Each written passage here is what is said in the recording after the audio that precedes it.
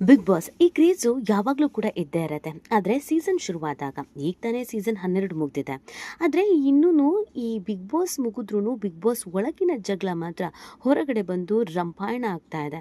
ಅಷ್ಟಕ್ಕೂ ಬಿಗ್ ಬಾಸ್ನಲ್ಲಿ ಎಲ್ಲ ಸೀಸನ್ಗಳಲ್ಲೂ ಕೂಡ ಕಾಂಟ್ರವರ್ಸಿ, ಗಲಾಟೆ, ಪ್ರೀತಿ, ಪ್ರೇಮ, ಸ್ನೇಹ ಎಲ್ಲವೂ ಇದ್ದಿರುತ್ತೆ.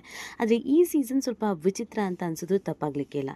ಬಿಗ್ ಬಾಸ್ ಮುಗಿದ್ರೂ ಜಗಳ ಮಾತ್ರ ಇನ್ನೂ ಮುಗ್ದಿಲ್ಲ. ರಾಮಾಯಣ ಮಾತ್ರ ಇನ್ನೂ ಮುಗ್ದಿಲ್ಲ. ಜಗಳ ಸ್ವಲ್ಪ ಜಾಸ್ತಿನೇ ಆಗಿದೆ. ಯಾವ ಲೆವೆಲಿಗೆ ಅಂತಂದರೆ, ವೈಯಕ್ತಿಕವಾಗಿ ನಿನಗೆ ಎಷ್ಟು ಗಂಡಂದ್ರು ನಂಗೆ ಗೊತ್ತು ಅನ್ನುವಷ್ಟರ ಮಟ್ಟಿಗೆ ಈ ಬಿಗ್ ಬಾಸ್ ಸೀಸನ್ 12ರ ಕಿತಾಪತಿ ಜಾಸ್ತಿ ಆಗಿದೆ. ಅಷ್ಟಕ್ಕೂ ಬಿಗ್ ಬಾಸ್ ಮುಗಿದ ಮೇಲೂ ಜಗಳ ಆಡ್ತಿರೋದು ಯಾಕೆ? ಯಾರ್ಯಾರ ನಡುವೆ ಜಗಳ ಆಗ್ತಾ ಇದೆ? ಈ ಲೆವೆಲಿಗೆ ಜಗಳ ಆಗೋದಕ್ಕೆ ಕಾರಣವೇನು? ಯಾರ್ಯಾರ ಮರ್ಯಾದೆ ಯಾರ್ಯಾರು ತೆಗಿತಾ ಇದ್ದಾರೆ? ಇದೆಲ್ಲವನ್ನ ಈ ವಿಡಿಯೋದಲ್ಲಿ ಹೇಳ್ತಾ ಹೋಗ್ತೀವಿ. ಆದರೆ ಇಲ್ಲಿವರೆಗೂ ನಿಮ್ಮ ಮೇಘಾ ಸುದ್ದಿಯನ್ನು ಸಬ್ಸ್ಕ್ರೈಬ್ ಮಾಡಿಲ್ಲ ಅಂದರೆ ಈಗಲೇ ಸಬ್ಸ್ಕ್ರೈಬ್ ಮಾಡಿ. ಹೆಚ್ಚಿನ ಮಾಹಿತಿಗಾಗಿ ಬೆಲ್ ಐಕಾನ್ ಪ್ರೆಸ್ ಮಾಡೋದನ್ನು ಮರಿಬೇಡಿ. ಎಸ್, ಬಿಗ್ ಬಾಸ್ ಅಂತ ಅಂದಮೇಲೆ ಸಹಜವಾಗಿಯೇ ಟಾಸ್ಕ್ಗಳಂತೂ ಇದ್ದೇ ಇರುತ್ತೆ. ಅದರಲ್ಲಿ ಸೋಲು ಗೆಲುವು ಇದ್ದೇ ಇರುತ್ತೆ. ಕೆಲವೊಮ್ಮೆ ಗಾಯ ಆಗೋದುಂಟು, ಅಳೋದುಂಟು, ಕಣ್ಣಿಗೆ ಪೆಟ್ಟಾಗಿದ್ದುಂಟು, ಕಣ್ಣಿನ ದೃಷ್ಟಿನೇ ಹೋಗ್ಬಿಡುತ್ತೇನೋ ಅನ್ನುವಷ್ಟರ ಮಟ್ಟಿಗೆ ಆಗಿದ್ದುಂಟು, ತಲೆ ತಿರುಗಿ ಬಿದ್ದಿದ್ದುಂಟು, ತಲೆಗೆ ಪೆಟ್ಟಾಗಿದ್ದುಂಟು, ಕಾಲು ಮುರ್ಕೊಂಡಿದ್ದುಂಟು, ಕೈ ಮುರ್ಕೊಂಡಿದ್ದುಂಟು. ಈ ಥರ ಎಲ್ಲ ಸೀಸನ್ನಲ್ಲೂ ಕೂಡ ಒಂದಲ್ಲ ಒಂದು ಕಥೆ ಆಗಿದ್ದಂತೂ ಇದೆ. ಅದೇ ಥರ ಈ ಸೀಸನ್ನಲ್ಲೂ ಕೂಡ ಟಾಸ್ಕ್ ಆಡುವಾಗ ಸ್ವಲ್ಪ ಮಟ್ಟಿಗೆ ಗಾಯ ಆಗಿದ್ದು, ಗಿಬ್ರಿದ್ದು, ಕಚ್ಚಿದ್ದು, ಜೂಟಿದ್ದು, ಗುರುತಾಗಿದ್ದು ಇದೆಲ್ಲವೂ ಇದೆ. ಆದರೆ ಬಿಗ್ ಬಾಸ್ ಮುಗಿದ ಮೇಲೂ ದೊಡ್ಡವರು ಅನ್ನಿಸ್ಕೊಂಡವರು ಕೆಲವರು ಅದನ್ನು ಸ್ಪೋರ್ಟಿವ್ ಆಗಿ ತೆಗೆದುಕೊಳ್ದೇನೆ, ಅಥವಾ ಅದು ಬಿಗ್ ಬಾಸಿಗೆ ಮಾತ್ರ ಸೀಮಿತವಾಗಿತ್ತು, ಆಟ ಆಡೋದಕ್ಕೆ ಮಾತ್ರ ಸೀಮಿತವಾಗಿತ್ತು, ಹೊರಗೆ ಬಂದಮೇಲೆ ಅದನ್ನೆಲ್ಲ ಸಾಧಿಸಕ್ಕೆ ಹೋಗಬಾರ್ದು, ಅಥವಾ ಅದನ್ನೆಲ್ಲ ದೊಡ್ಡ ವಿಷಯ ಮಾಡಬಾರ್ದು, ನಾವು ಆರಾಮಾಗಿರಬೇಕು ಅನ್ನೋ ಮೈಂಡ್ ಸೆಟ್ಟಲ್ಲಿ ಇದ್ದಂಗೆ ಕಾಣಿಸ್ತಾ ಇಲ್ಲ. ಹಂಗೆ ನೋಡಿದ್ರೆ ಈ ಸೀಸನ್ನಲ್ಲಿ ಸ್ವಲ್ಪ ಎಲ್ಲರೂ ಕಿತಾಪತಿಗಳೇ ಅಂತ ಅನಿಸುತ್ತೆ. ಅದರಲ್ಲಿ ಅಶ್ವಿನಿ ಗೌಡ ಮಾಡಿದಂಥ ಒಂದು ಫೋಟೋ ಇದೀಗ ಅವರ ವೈಯಕ್ತಿಕ ಜೀವನದ ಬಗ್ಗೆಯೂ ಕೂಡ ಪ್ರಶ್ನೆ ಮಾಡುವಂತೆ ಆಗ್ಬಿಟ್ಟಿದೆ. ಅಶ್ವಿನಿ ಮತ್ತು ಚೈತ್ರ ನಡುವೆ ಬಿಗ್ ಬಾಸ್ ಮನೆಯೊಳಗೆ ಒಂದು ಸ್ವಲ್ಪ ಕ್ಲಾಶಸ್ ಆಗಿದ್ದು ಎಲ್ರಿಗೂ ಗೊತ್ತಿದೆ. ಹಾಗೆ ನೋಡಿದ್ರೆ ಅಶ್ವಿನಿಯವರಿಗೆ ಎಲ್ಲರ ಜೊತೆಗೂ ಕ್ಲಾಶಸ್ ಆಗಿದೆ. ಎಲ್ರಿಗೂ ಹೋಗೆ ಬಾರೆ, ನೀನು, ಥೂ, ಇದು ಮತ್ತು ಅದು ಅಂತೆಲ್ಲ ಬೈದಿದ್ದು ಇದೆ. ಆದರೆ ಅಶ್ವಿನಿ ಯಾಕೋ ಗೊತ್ತಿಲ್ಲ, ಈ ಬಿಗ್ ಬಾಸ್ ಆಟವನ್ನು ತುಂಬ ಪರ್ಸ್ನಲ್ ಆಗಿ ತೆಗೆದುಕೊಂಡಿದ್ರು ಅಂತ ಕಾಣಿಸುತ್ತೆ. ಅವರು ಸಮಾಜದಲ್ಲಿ ಒಬ್ಬ ದೊಡ್ಡ ವ್ಯಕ್ತಿ ಅಂತ ಕರೆಸ್ಕೊಂಡವರು, ಆಮೇಲೆ ಇಂಡಸ್ಟ್ರಿಯಲ್ಲಿ ಬಹಳ ವರ್ಷಗಳಿಂದ ಇದ್ದವರು, ಕನ್ನಡ ಸಂಘಟನೆಗಳಲ್ಲಿ ಇದ್ದವರು. ಹೀಗಿದ್ಮೇಲೆ ಸ್ವಲ್ಪ ಬ್ರಾಡಾಗಿ ಥಿಂಕ್ ಮಾಡಬೇಕು. ಅವರ ಆಲೋಚನಾ ಶಕ್ತಿ ಸ್ವಲ್ಪ ಆಳವಾಗಿರಬೇಕು.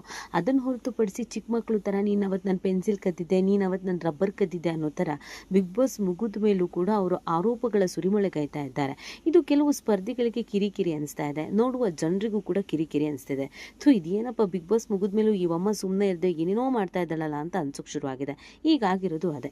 ಬಿಗ್ ಬಾಸ್ ಗುಂಗಿನಿಂದ ಜನ ಹೊರಗೆ ಬಂದಿದ್ರು ಕೂಡ ಸ್ಪರ್ಧಿಗಳು ಮಾತ್ರ ಇದ್ರವರೆಗೂ ಅದೇ ಗುಂಗಿನಲ್ಲಿ ಇರೋ ಥರ ಇದೆ. ಬಿಗ್ ಬಾಸ್ ಸೀಸನ್ 12ರ ಶೋನಲ್ಲಿ ವೈಲ್ಡ್ ಕಾರ್ಡ್ ಎಂಟ್ರಿ ಮುಖಾಂತರವಾಗಿ ರಜತ್ ಹಾಗೂ ಚೈತ್ರ ಕುಂದಾಪುರ ಬಿಗ್ ಬಾಸ್ ಮನೆಗೆ ಬಂದಿದ್ರು. ಆಗ ಚೈತ್ರ ಹಾಗೂ ಅಶ್ವಿನಿ ನಡುವೆ ಸ್ವಲ್ಪ ವಾರ್ ಜೋರಾಗೇ ಇತ್ತು. ಇದೀಗ ಅಶ್ವಿನಿ ಪೋಸ್ಟ್ ಒಂದನ್ನು ಶೇರ್ ಮಾಡಿದ್ದು ಚೈತ್ರ ಕುಂದಾಪುರ ಅವರನ್ನ ಕೆರಳುವಂತೆ ಮಾಡಿದೆ. ಇಲ್ಲಿವರೆಗೂ ಚೈತ್ರ ಹೊರಗಡೆ ಬಂದಮೇಲೆ ಯಾರ ಬಗ್ಗೆನೂ ಮಾತಾಡ್ತಾ ಇರಲಿಲ್ಲ. ಆದರೆ ಈ ಮೊದಲ ಬಾರಿ ಚೈತ್ರ ಬಿಗ್ ಬಾಸ್ ಮನೆಯಿಂದ ಹೊರಗಡೆ ಬಂದಮೇಲೆ ರೊಚ್ಚಿಗೆದ್ದಿದ್ದಾರೆ.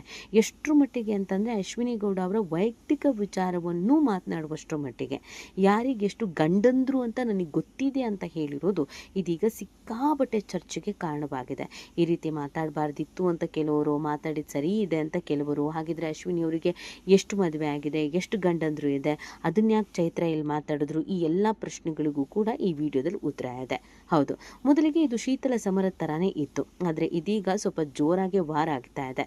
ಅಶ್ವಿನಿ ಅವರು ಒಂದು ಪೋಸ್ಟನ್ನು ಮಾಡ್ತಾರೆ. ಅವರಿಗೆ ಆ ಪೋಸ್ಟರ್ನಲ್ಲಿ ಕೈಗೆ, ಕಾಲಿಗೆ, ತೊಡೆಗೆ ಇಲ್ಲೆಲ್ಲ ಕಡೆಯಲ್ಲೂ ಗಿಬ್ರಿರೋ ಥರ, ಕಪ್ಪು ಬಂದಿರೋ ಥರ, ರಕ್ತ ಹೆಪ್ಪುಗೊಟ್ಟಿರೋ ಥರದೊಂದು ಪೋಸ್ಟ್ ಹಾಕ್ತಾರೆ. ಇದು ಯಾವ ಪ್ರಾಣಿ ಮಾಡಿದ್ದು ಹೇಳಿ ಅಂತ ಆ ಪೋಸ್ಟ್ ಸಿಕ್ಕಾಬಟ್ಟೆ ವೈರಲ್ ಆಗುತ್ತೆ. ಅದು ಬಿಗ್ ಬಾಸ್ ಮನೆಯಲ್ಲಿದ್ದಾಗ ಟಾಸ್ಕ್ ಒಂದನ್ನು ಆಡುವಾಗ ಚೈತ್ರ ಕುಂದಾಪುರ ಅವರು ಅಶ್ವಿನಿ ಅವರಿಗೆ ದೈಹಿಕವಾಗಿ ಅಂದರೆ ಫಿಸಿಕಲಿ ಸ್ವಲ್ಪ ಮಟ್ಟಿಗೆ ಹಿಂಸೆ ಮಾಡಿದ್ದಾರೆ. ಅದೆಲ್ಲ ಕಲೆ ಆಗಿರೋದು. ನಾನು ಇದನ್ನೆಲ್ಲವನ್ನ ತಡ್ಕೊಂಡಿದ್ದೆ, ಆದರೂ ನಾನು ಗೆಲ್ಲಿಲ್ಲ ಅನ್ನೋದೊಂದು ಅಶ್ವಿನಿ ಅವರಿಗಿದೆ. ಗಿಲ್ಲಿ ಮೇಲೆ ಆರೋಪ ಮಾಡಿದ್ರು, ಗಿಲ್ಲಿ ಗೆಲ್ಲೋ ಕ್ಯಾಂಡಿಡೇಟೇ ಅಲ್ಲ ಅಂತ. ಅದಾದಮೇಲೆ ಈಗ ಚೈತ್ರ ಅವರ ಮೇಲೆ ಈ ಥರ ಎಲ್ಲ ನನಗೆ ಗಾಯ ಆಗಿತ್ತು, ಆದರೂ ನಾನು ತಡ್ಕೊಂಡಿದ್ದೆ ಅನ್ನೋ ರೀತಿಯಲ್ಲಿ ಒಂದು ಪೋಸ್ಟ್ ಮಾಡ್ತಾರೆ. ಈ ಪೋಸ್ಟಿಗೆ ಅಶ್ವಿನಿ ಅಭಿಮಾನಿಗಳೆಲ್ಲ ಚೈತ್ರನಿಗೆ ರೊಚ್ಚಿಗೆದ್ದು ಬೈತಾರೆ. ಅಯ್ಯೋ ಅಂತೋಳು ಇಂತೋಳು, ಹಂಗಾಗಿತ್ತಾ ಹಿಂಗಾಗಿತ್ತಾ ಅಂತ. ಯಾವಾಗ ಈ ಪೋಸ್ಟನ್ನು ಚೈತ್ರ ಕುಂದಾಪುರ ನೋಡಿದ್ರು ಚೈತ್ರನಿಗೆ ಅವಾಗ ಕೆರಳುವಂತಾಗಿದೆ. ರೊಚ್ಚಿಗೆದ್ದ ಚೈತ್ರ ಸಿಕ್ಕಾಪಟ್ಟೆ ಪೋಸ್ಟ್ ಒಂದನ್ನು ಮಾಡಿದ್ದಾರೆ. ಹೌದು, ವೈಯಕ್ತಿಕ ದಾಳಿಗೆ ಇಳಿಯೋದೇ ಆದರೆ ನಾನು ಕೂಡ ಆ ವೈಯಕ್ತಿಕ ದಾಳಿಗೆ ಇಳಿಬಲ್ಲೆ. ಆದರೆ ನನಗೂ ನಿಮಗೂ ವ್ಯತ್ಯಾಸ ಅನ್ನೋದಿದೆ. ನನಗೂ ಗೊತ್ತು ಯಾರ ಮೇಲೆ ಎಷ್ಟು ಚಕ್ ಬೋನ್ಸ್ ಕೇಸ್ ಇದೆ, ಯಾರಿಗೆ ಎಷ್ಟು ಗಂಡಂದ್ರು ಇದ್ದಾರೆ, ಯಾಕೆ ತನ್ನ ಪ್ರೀತಿಯ ಬಗ್ಗೆ 2 ನಿಮಿಷ ಮಾತನಾಡುವ ಧೈರ್ಯ ಕೂಡ ಬಿಗ್ ಬಾಸ್ ಮನೆ ಒಳಗಡೆ ತೋರಿಸ್ಲಿಲ್ಲ. ಎಲ್ಲವನ್ನೂ ಮಾತನಾಡಬಲ್ಲೆ, ಆದರೆ ನಾನು ಇರುವಷ್ಟು ಬೇರೆಯವರು ಇರುವಷ್ಟು ಚೀಪ್ ಆಗೋಕ್ಕಾಗಲ್ಲ. ನನಗೆ ಇನ್ನೊಬ್ಬರ ವೈಯಕ್ತಿಕ ಬದುಕಿನ ಬಗ್ಗೆ ಮಾತಾಡೋಕ್ಕೆ ಇಷ್ಟ ಇಲ್ಲ. ನಾನು ಆ ಥರ ಪ್ರಚಾರದ ಹುಚ್ಚು ನನಗಿಲ್ಲ. ಅಂದ ಹಾಗೆ ಚಕ್ ಬೋನ್ಸ್ ಕೇಸ್ ಕೂಡ ವಂಚನೆ ಕೇಸ್ ಅಡಿಯಲ್ಲೇ ಬರುತ್ತೆ ಅಂತ ಹೇಳಿದ್ದಾರೆ. 3 ಗಂಡಂದಿರು ಕ್ಷಮಿಸಿ ಈಗ ಹೆಗಲು ಮುಟ್ಟಿ ನೋಡ್ಕೊಳ್ಬೇಕು ಅಂತ ಚೈತ್ರ ಕುಂದಾಪುರ ಅವರು ಪೋಸ್ಟ್ ಹಾಕಿದ್ದಾರೆ. ಚೈತ್ರ ಕುಂದಾಪುರ ಅವರು ಯಾವ ಬಿಗ್ ಬಾಸ್ ಸ್ಪರ್ಧೆಗೆ ಹೇಳಿದ್ದಾರೆ ಎಂಬುದು ಅವರೇ ಹೇಳಬೇಕಾಗಿದೆ.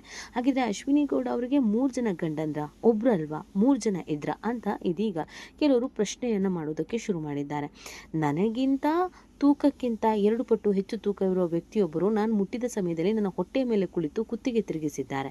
ನನ್ನ ದೇಹದ ಮೇಲೂ ಉಗುರುಗಳು ಗುರುತು ಇದೆ. ಟಿಂಚರ್ ಹಚ್ಚಿದ ನಂತರವೂ ನೋವು ಕಡಿಮೆ ಆಗಿಲ್ಲ. ಆದರೆ ಕ್ಷಮಿಸಿ, ಇದನ್ನೆಲ್ಲ ಪ್ರಶ್ನಿಸುವುದಕ್ಕೆ, ಸಹಾನುಭೂತಿ ಪಡೆಯುವುದಕ್ಕೆ ನನ್ನ ಬಳಿ ದುಡ್ಡು ನೀಡಿ ಇರಿಸಿಕೊಂಡಿರುವ PR ತಂಡ ಇಲ್ಲ ಅಂತ ಹೇಳಿದ್ದಾರೆ. ಒಟ್ಟಿನಲ್ಲಿ ಚೈತ್ರ ಕುಂದಾಪುರ ಅವರು ಅಶ್ವಿನಿಯವರ ವೈಯಕ್ತಿಕ ಬದುಕಿನ ಬಗ್ಗೆ ಮಾತನಾಡಿರುವುದು ಇದೀಗ ಸಿಕ್ಕಾಬಟ್ಟೆ ಚರ್ಚೆಗೆ ಕಾರಣ ಆಗ್ತಿದೆ. ಈ ಬಗ್ಗೆ ನಿಮ್ಗೇನು ಅನಿಸುತ್ತೆ ಅನ್ನೋದನ್ನು ನೀವು ಕೂಡ ಕಮೆಂಟ್ ಮಾಡಿ ನಿಮ್ಮ ಅನಿಸಿಕೆ ಮತ್ತು ಅಭಿಪ್ರಾಯವನ್ನು ತಿಳಿಸಬಹುದು.